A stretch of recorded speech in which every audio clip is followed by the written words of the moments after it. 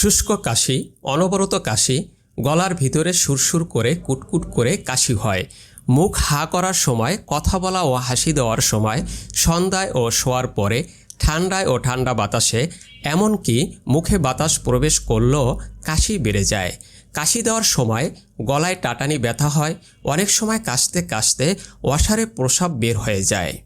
গরম ঘরে গরম পানি দিয়ে গড়গড়া করলে, কুসুম গরম পানি পান করলে কিছুটা উপশম হয়।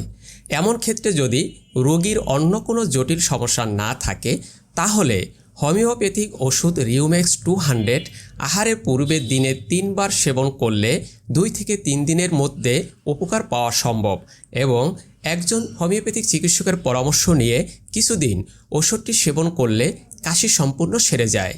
তবে মনে রাখতে হবে, চিকিৎসকের পরামর্শ ছাড়া কোনো ঔষধ সেবন করা উচিত নয়। ভুল ঔষধ বা ভুল মাত্রা উপকারের পরিবর্তে ক্ষতির কারণ হতে পারে। কাশির সময় ও চিকিৎসাকালীন অবস্থায় ঠান্ডা পানি, মিষ্টি ও মিষ্টিজাত খাবার, টক ও টক জাতীয় খাবার না খাওয়াই ভালো। কখন ডাক্তার দেখানো জরুরি?